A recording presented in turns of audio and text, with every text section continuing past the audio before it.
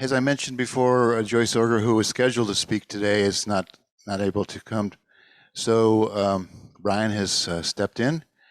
So as you know, Reverend Brian Walker is our spiritual leader, and the talk title is A Mystery to Me and You. So I'm sure he'll reveal that to us. So welcome, Brian.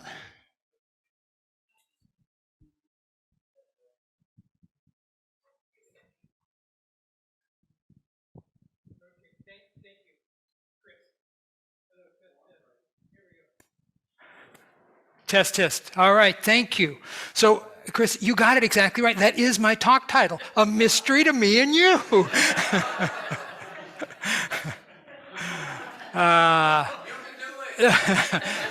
So let's just hold in our hearts Joyce, who is having a little challenge with her blood pressure this morning, and know the truth for her, that she is whole, and that she has an expression of the divine that is absolutely perfect. And we see her and affirm for her that the life and love of God is flowing in and through every cell of her being, and that she celebrates that and feels well. Amen. All right. So you know, I recently got married. No. Yeah. Stop it. And I just really want to thank everybody for all of the well wishes, the cards and the gifts and everything. It's really been overwhelming. And I have had some people talk to me and say, why? Why bother? For example, my daughter, Dad, you're half dead. Why do you want to?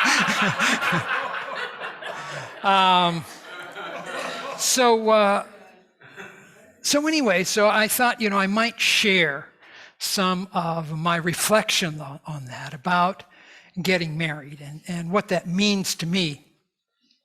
And so actually the title of my talk is The Fast Path to Enlightenment.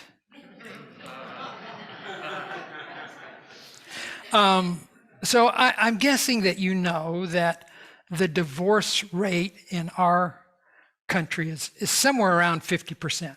So, for first-time marriages, about 40%. Second time, 50%. Third time, 70%. Yeah. What's the fourth time? There are few that venture that far.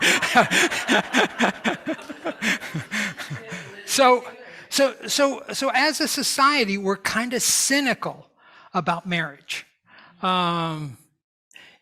Even kind of arising into some fairly savage opinions about the opposite sex, which does bring occasion for some jabs. So I want to keep this balance for both genders. So for you ladies, what do you ladies call a man with half a brain? Gifted.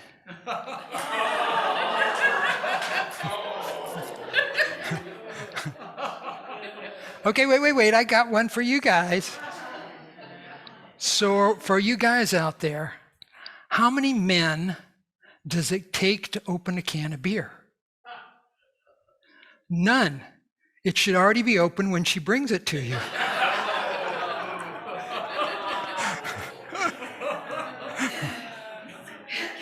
So, which brings us to the 21st century definition of marriage: when dating has gone too far.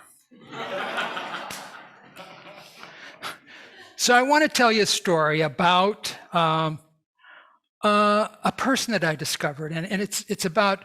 So I'm reading a book. This goes back a number of years ago. So I'd been through a divorce, and I wanted to to learn from that experience. And so the author of this book she describes herself as an attractive, charismatic woman, petite, with a curvy figure, olive complexion, and unruly dark hair. And she was an author, a consultant, and somebody who was very successful. And so she says, and I love people. And she has this really profound need to be deeply connected to them. And so she hated being alone in life and not having, a lifetime kind of partner, of not being married. And so she had reached her 40th birthday, and she was in that growing class of Americans of never been married. And particularly for somebody with her kind of qualifications and attributes, that was kind of unusual. And she claims, I had no problem meeting men. She had men that were attracted to her. If her description of herself is anything near accurate, men were really attracted to her. As a matter of fact, what she used to advise her gal friends is don't worry, don't spend too much time grieving when you're disappointed in a man, because men are like buses. There'll be another one along in about 20 minutes.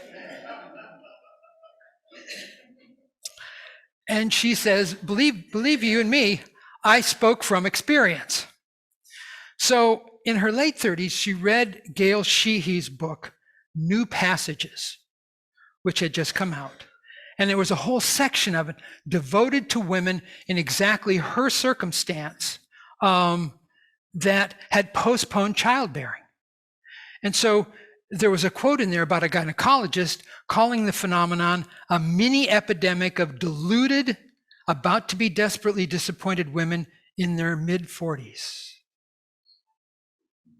And she says, my heart sank. She says, I knew then that it wasn't ever going to happen to me, and that I'd been fooling myself. And so she started trying to figure out what was wrong with her. She acknowledges she had been counseling others on how to have great relationships while she was coming home to an empty apartment night after night. And so as she reflects on all of these relationships that she's had with men, she says, I went for unavailable men. Married men, engaged men, workaholic men, alcoholic men, commitment-phobic men, gay men who were interested in exploring. So she had a date with a guy named Mark, where she says they went to the wedding of a friend of his. And she says, we were so absorbed in our conversation that we barely paid attention to the bride and groom. And afterwards they went dancing, and at the time she had actually been dating somebody else. And so even though she and Mark seemed to really connect at a very deep level, she told Mark that it would be okay if she dated both of those men. And so she did. And so after a couple of months of dating both of the men, she chose the other guy. So Mark, bowed out of the picture. And about a year later, she gets a call from Mark, just out of the blue, at which time she was dating another man. And so once again, she started seeing two guys. And after a couple of weeks, she said, I need to acknowledge that this isn't working. And she chose the other guy. So for the next 6 years, she says, I thought about Mark off and on, but I'd been in all of these relationships. And, she continued to date men over a period of time. And she thought about contacting him, but she never did. So now,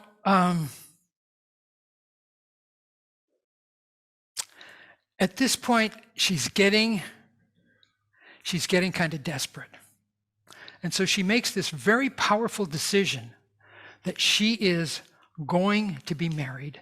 And so to really seal it, she tells her girlfriend, I'm going to be engaged by the time of my birthday. which was 8.5 months away.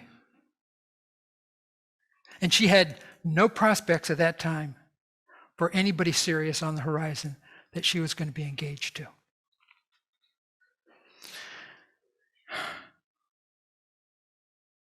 So she resorts to something that she hasn't done before, and that's computer dating. And so she gets on the computer dating, and so out of the 250,000 people that are in this database, who shows up? It's Mark. So they start going out.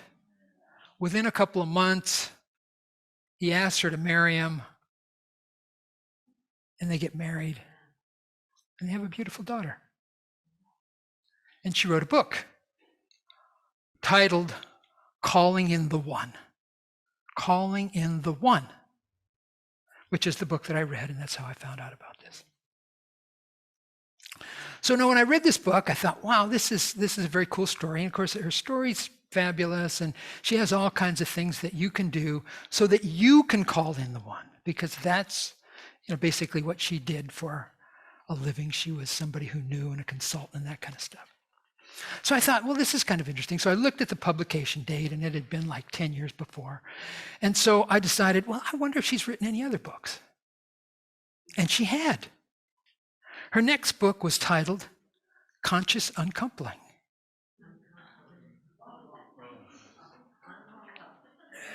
Gosh darn. What are you going to do? You write this happily ever after story. You make it very public. And it doesn't quite work out the way that you thought the universe was supposed to make it work out for you. So she says she and Mark did everything that they could to make their separation and divorce conscious. So one of the first things, because they had, at that point, a young daughter who had seen her two friends lose contact with their fathers.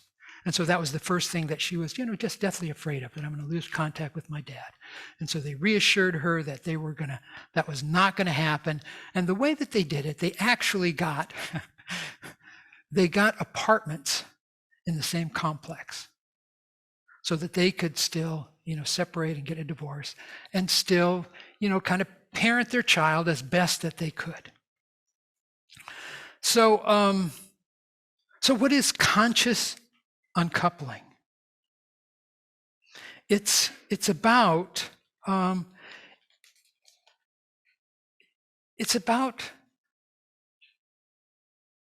having goodwill, about generosity and respect, and for doing minimal damage to people who are separating, either to themselves, to the other person, or to any children or anybody else involved, as well as intentionally seeking to create new agreements so that everybody can be set up to win and to flourish and to move forward and thrive in their lives. And so that's what her book was about. Now, at this time in anybody's life where you have a breakup, whether it's a marriage or whatever other kind of breakup, it's frequently for many people a critical crossroads that you can make a decision. I'm throwing the towel in. This is it. I've had enough. Or I'm going to do the best I can to learn from this. I'm going to get back on the horse and ride again. And that, of course, that decision is up to each and every one of us about what we're going to do and how we're going to approach life. So I love this quote that I came across. It says, if life gives us rocks, it's our choice whether to build a bridge or a wall. Build a bridge or a wall. So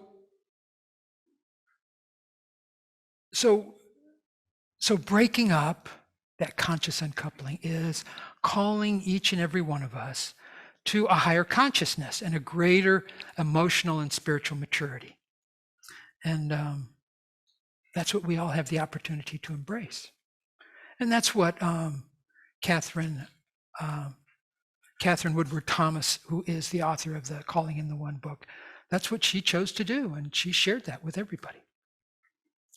So now I want us to tell you another story about another guy. His name is Chongyam Trungpa. It's a tough name, sorry if I didn't get it too well. Anyway, he's a Buddhist teacher. And he came from the East, of course, and he's recognized by his particular tradition is Tibetan Buddhism, and he was a major figure in that lineage. And he came to the West, and he started doing teaching, and he founded Naropa University, which some of you might be familiar with. It's in Denver, and it's a highly thought of spiritual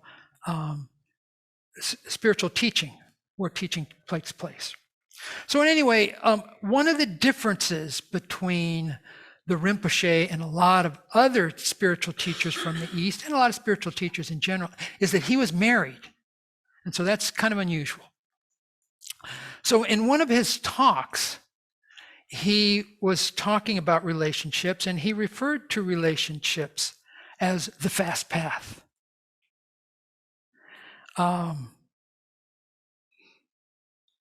Because in his tradition, his particular lineage, they believed that you could reach enlightenment in one lifetime, in this lifetime. And that in his view, that being in a committed relationship, that is being married, could actually facilitate that. And so that this fast approach to reality and to enlightenment was that we see and work with our personal relationships as an opportunity for spiritual growth.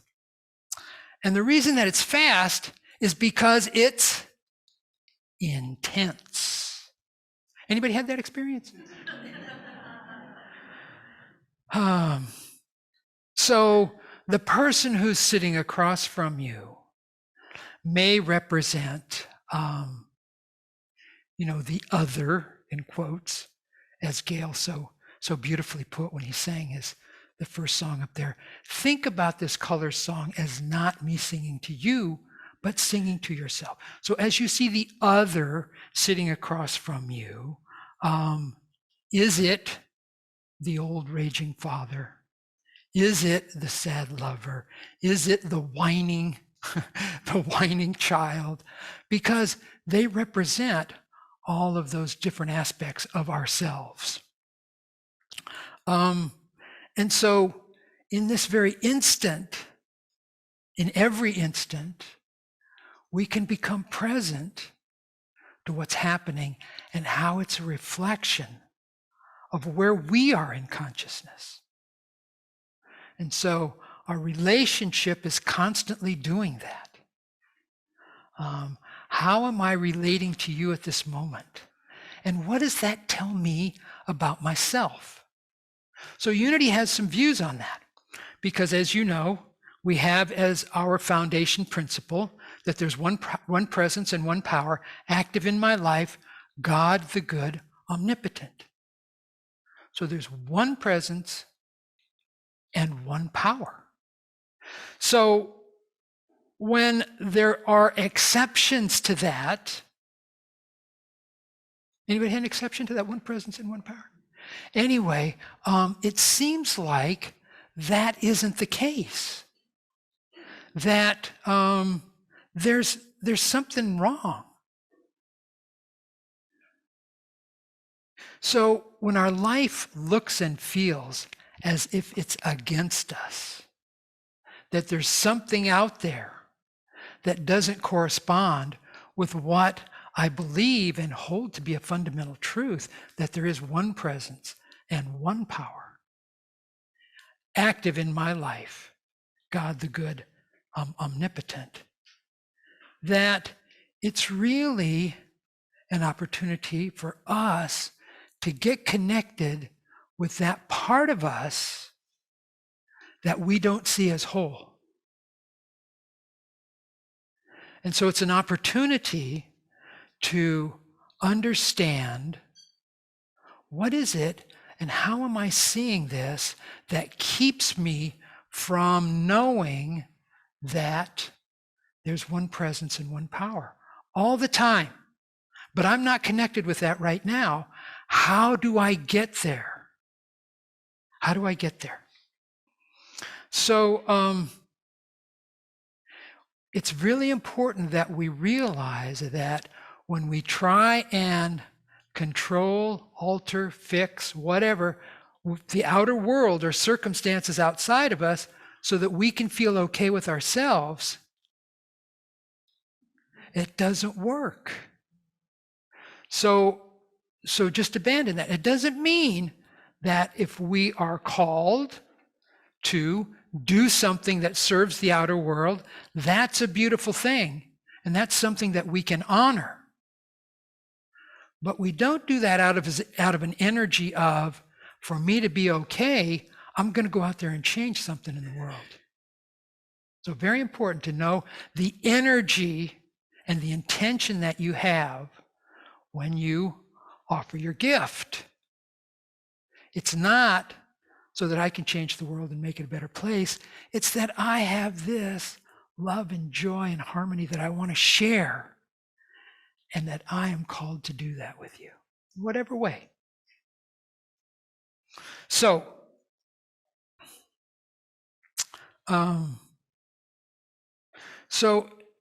in all of our relationships, particularly our married relationships, our committed, intimate relationships, in which we really have the opportunity to see the deepest into ourselves, we keep constantly asking this question, what is it that keeps me from being present to my wholeness right now? So what am I feeling inadequate about? What is my wounded part of me that I can't get in touch with? What is that shadow part of me that I'm not bringing into the light? It's a great opportunity. So I just want you to know, I consider myself to be a romantic and a realist. All right? Because I believe in lifelong partnerships and I believe in marriage. And that's why I've done it for the third time. Even though the odds are against me, I have faith in that. And I want to tell you why. For one thing, I see relationship as a spiritual path. Okay? So it's a very conscious choice that I am making, and that we all obviously have a choice to make, that it is a way for me as a spiritual path. And that's a path that I feel called to. And that's obviously why I'm responding. And you may or may not feel called to that path. A different path may be appealing for you. And so I'm also a realist. I know what the data shows. I know that that being in an intimate, committed relationship is a journey of self-discovery. And the odds are that you're going to discover some things about yourself that aren't all that attractive, and that can be downright scary.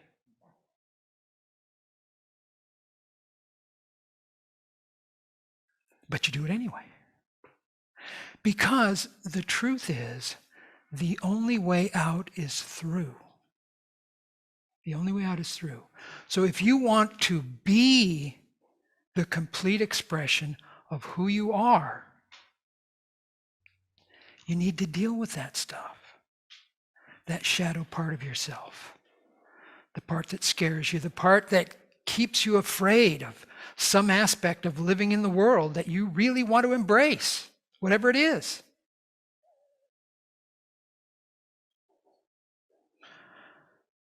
The only way out is through. So, what is the choice that we often make? Well, we avoid dealing with this stuff because it's scary and it's painful and we're wounded. We all are to various degrees. So we can try drinking, we can try drugs, we can try,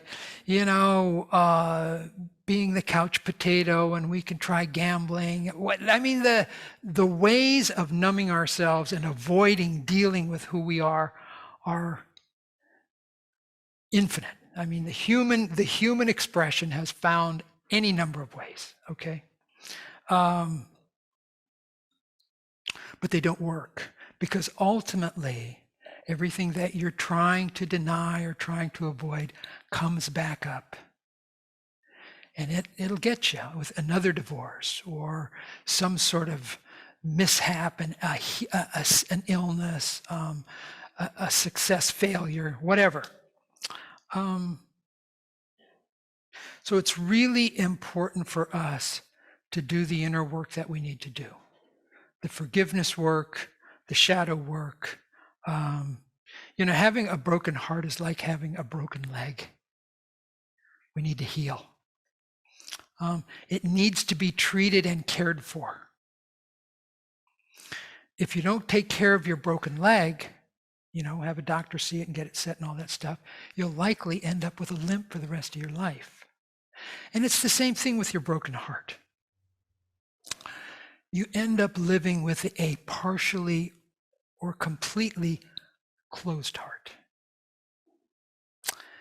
And that is not going to allow you to be the full expression of who you are. It's like the equivalent of limping the rest of your life. So there's another quote I want to share with you. And it goes like this. To enter the conversation with life, we only have to change one key word. We have to stop asking, why is this happening to me? And change it to asking, why is this happening for me? Why is this happening for me? That the universe is supporting you always. In the Christian tradition, we call that grace. But it's supporting you always. So when you're not having that experience, based on what our teachings tell us, you can ask this question, why is this happening for me? That I'm having this experience of being disconnected from that divine energy that I know that I'm an expression of. And you can learn something from that.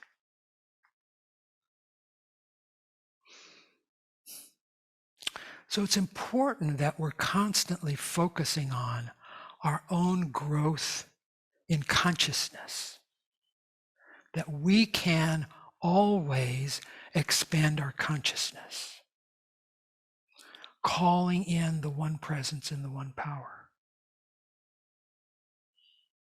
So Jesus said, seek first the kingdom of God, and everything else will be added unto you. So what is that kingdom of God, that heaven? It's that consciousness of oneness, of knowing that I am whole, always. I am whole. I am whole, always. I don't need somebody else or some sort of external kind of thing to happen for me to be whole. So let's affirm that together. Right? I am whole. Together, I am whole. One more time. I am whole. Yeah. So I want you to take that message away from here. I am whole. So what does calling in the one mean? For me, it means that you're calling in the one presence and the one power. You're not calling in somebody else to make you whole. You're calling in your awareness that I'm whole right now and that I've always been whole. So when you become, so this is the way that I think about being married or attracting, calling in the one. So when you become the right person, right in your own eyes, not, not in somebody else's eyes, right in your own eyes.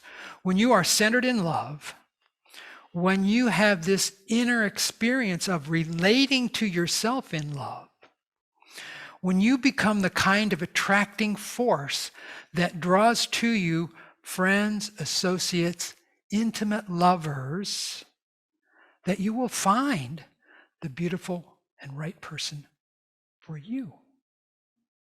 Because it will be an organic expression of who you are.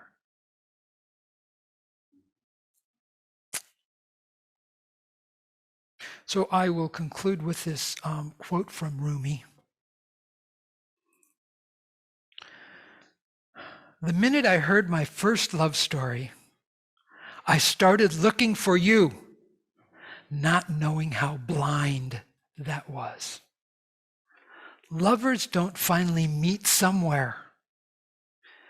They're in each other all along. They're in each other all along. So when you call in the one, call in that one divine presence that you are an expression of. And you will meet all of those people that are attracted to you and are your perfect partners. God bless you, friends.